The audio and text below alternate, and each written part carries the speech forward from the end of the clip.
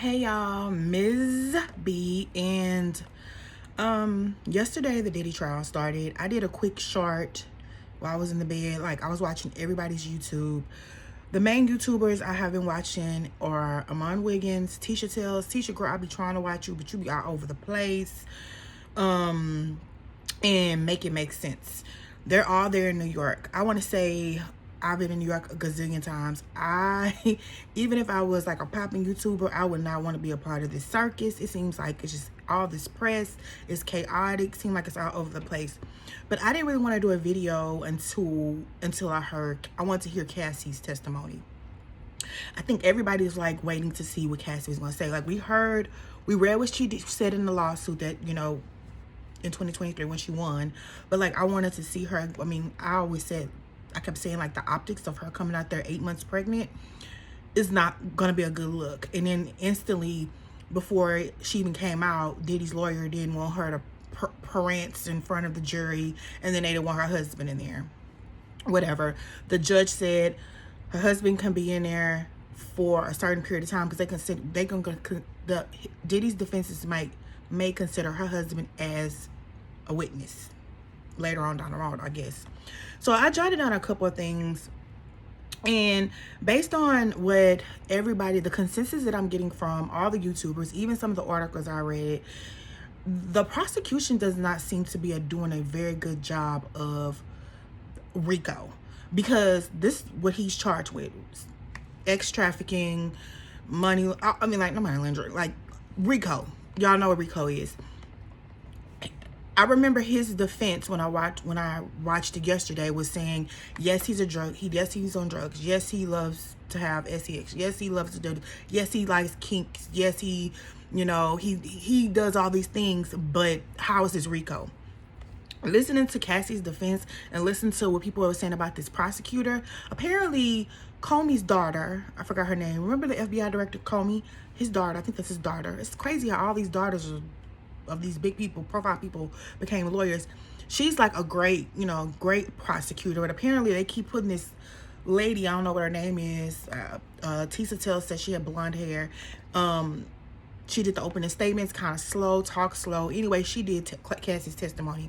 And what I gathered from today after watching a couple of different videos, everybody kind of saying the same thing, different ways, whatever. He met her when he was 19. We kind of already knew that. She was like, she was naive. She didn't really understand the lay of the land, of the industry. She was already in a relationship with Ryan Leslie, which we already knew that as well. She was introduced to him, she was to be signed to Bad Boy. And then about, when she turned 22 is when, he first kissed her. She ran away. She basically wasn't attracted to him. Honestly,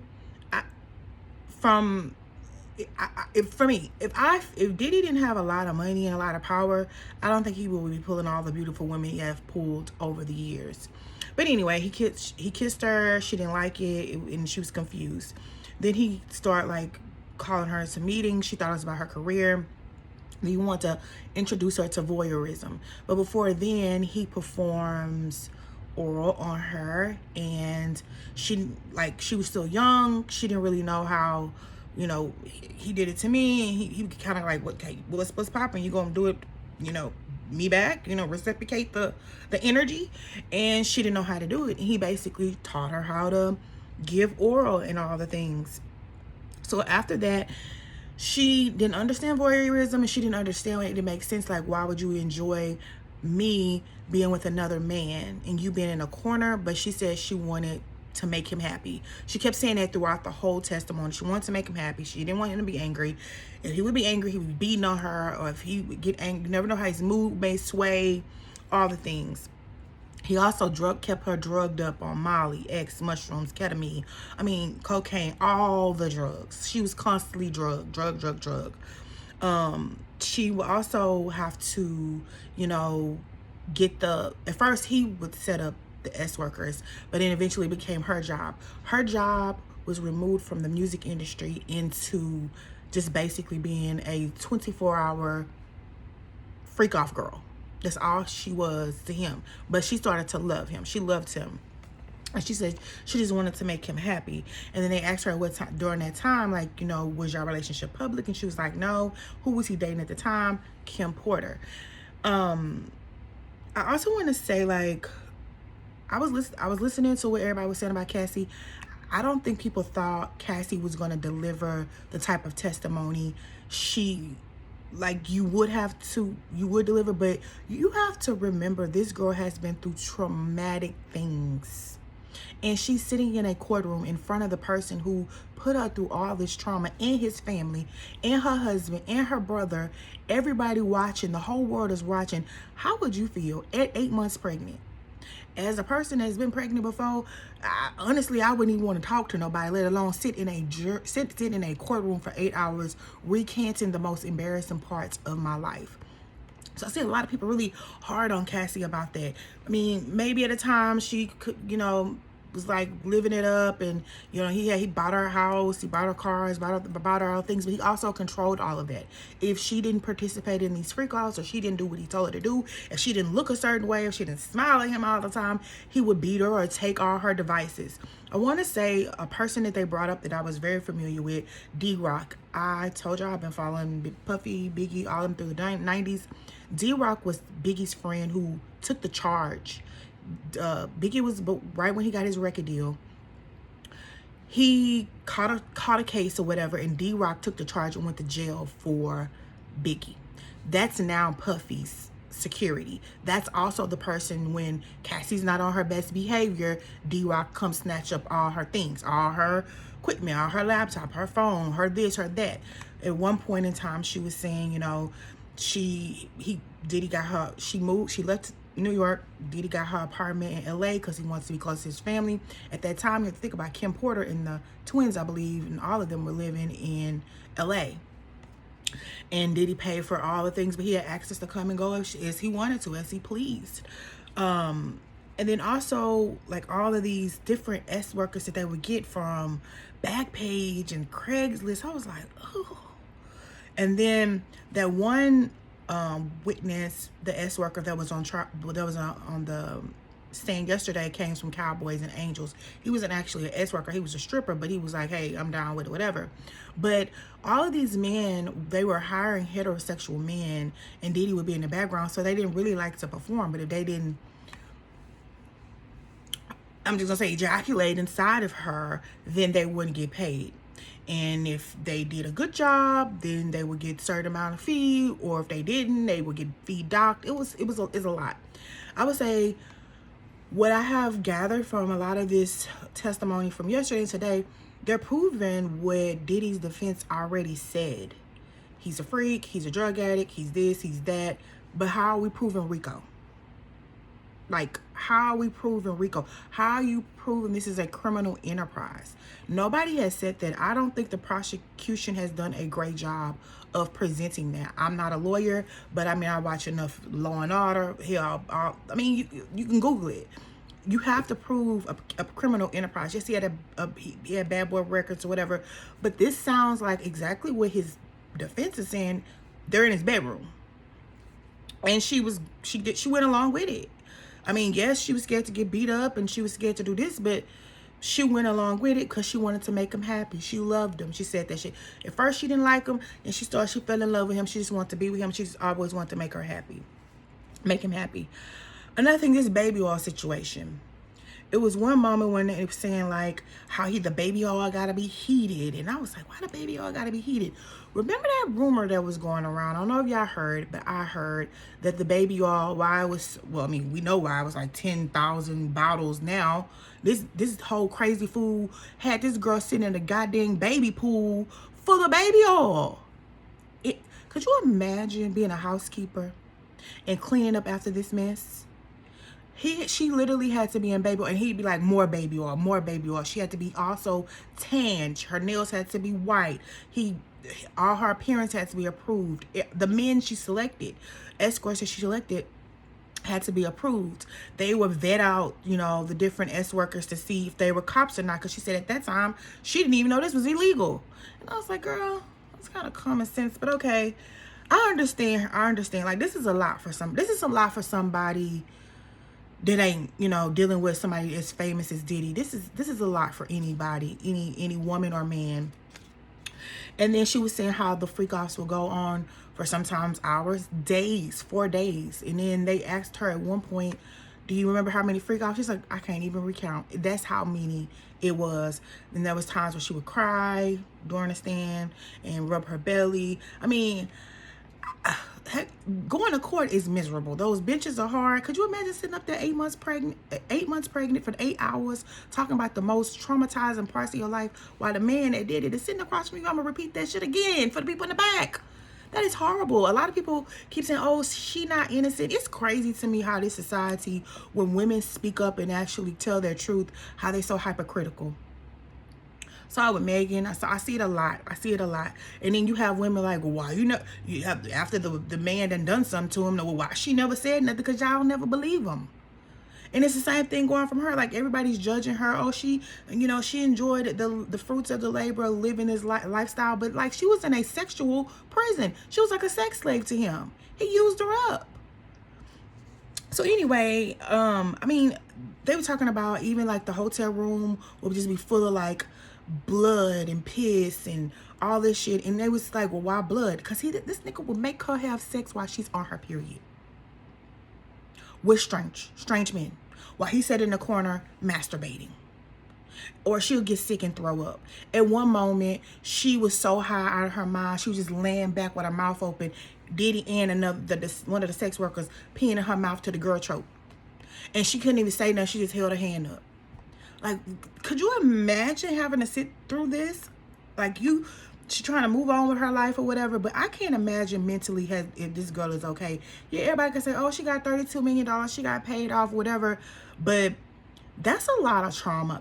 These are a lot of things. He also made her get some nipple piercings, and she was like, it hurted, and she took it off. And he forced her to get 2, and then also forced her to pierce her clitoris. Hell, I'm just gonna say it on here. Forced her to, like, he forced every part of her body. Another thing that's keep getting brought up is like, they were serious about her medical records not being talked about or shown. I can only imagine if I had, not me, imagine all of these different strangers, because Diddy demanded that they come inside of her, what kind of stuff she got going on. And I ain't checking for nobody's coochie, I only worry about mine, but just the thought of that, could you imagine? And then they were saying yesterday, the S worker would say, you know, he would, when he did come inside of Cassie, they would leave and go into another room. And everybody was like, why would they leave and go into another room? My mind instantly went to what I thought it was, which was he would dig out, or she would dig out the S worker's cum, baby butter, whatever you want to call it, and put it all over his nipples or all of his body.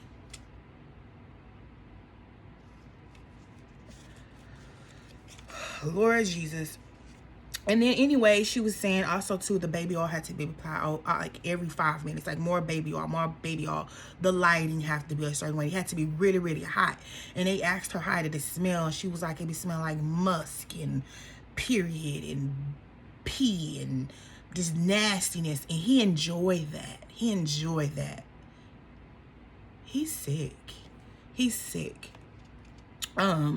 Also, she also mentioned another time where D-Rock, the dude that we was talking about before, Biggie's friend, and took the case for him, was mentioned. They was in the middle of freak out. Mentioned Suge Knight was around the corner. They packed up all they pum-pums, put on a mask, and went to go find him, and put a gun in her purse.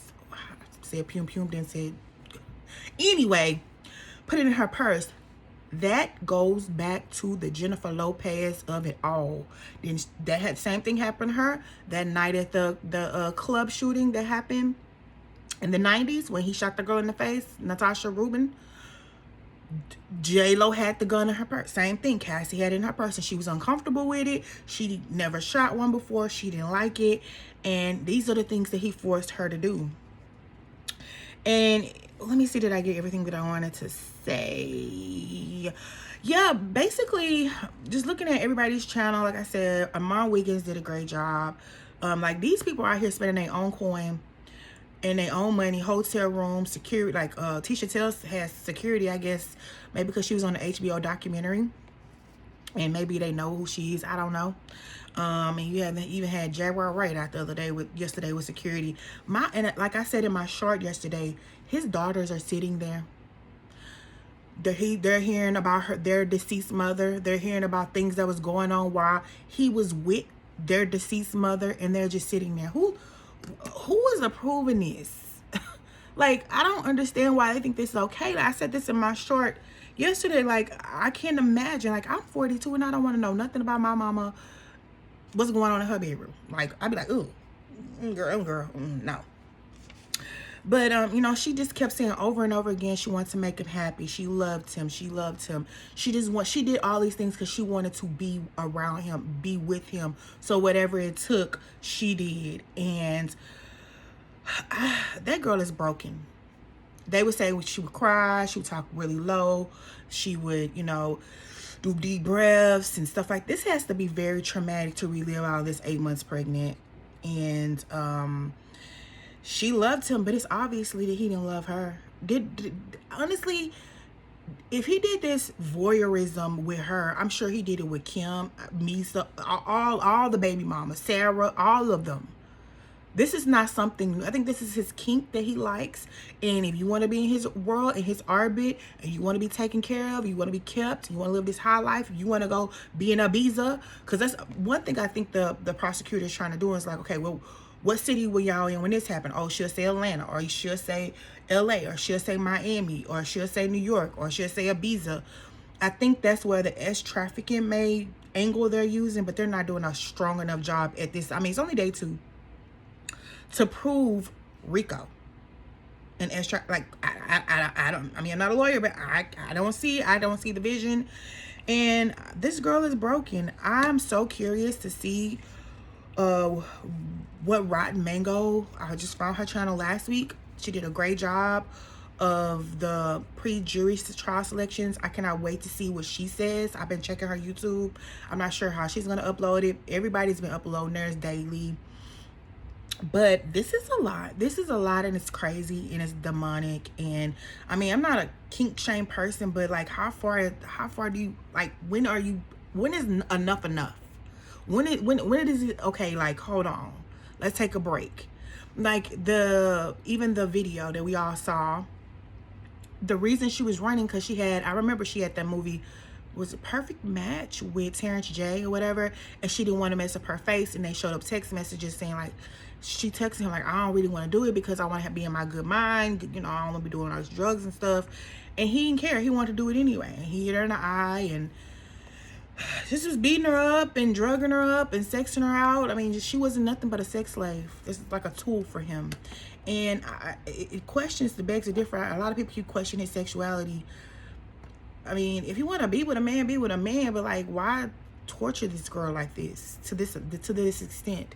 It makes no sense. Let me make sure I got all my notes and everything that I wanted to say.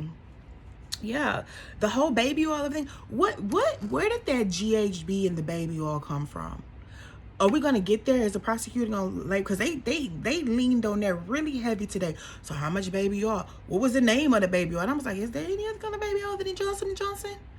I mean, they leaned in really heavy today. Is they're gonna come back and say, guess what? We tested this baby oil, and the reason why he wanted it on lathered on every 5 minutes and heat it up is because it have GHB in it. If that's not the case, then why are we still talking about the baby oil of it all? I mean, he likes them to be glistery and greasy and I don't know. Anyway, y'all, that's my little recap on day 2. I just wanted to get on here when Cassie did her testimony. Tomorrow is gonna be cross-examination from her. And I noticed with Diddy's team, for the ex-worker who's black, they had the black attorney who they say is not great at all, cross-examine him. Not Brian Steele, who's the legal eagle in the room, that's, you know, like the one who did the Young Thug trial.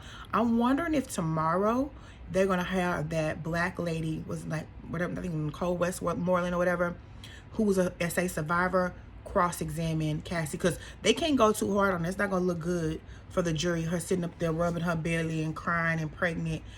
if they have like a Brian Steele on her, that's not gonna look too good. So if that black lady gets up there and cross-examine her, that's probably why he was like, he needs some black attorneys. They're gonna use the race card. Anyway, y'all, like, comment, and subscribe, and let me know y'all thoughts about all this. It's crazy. It's crazy. Anyway, bye.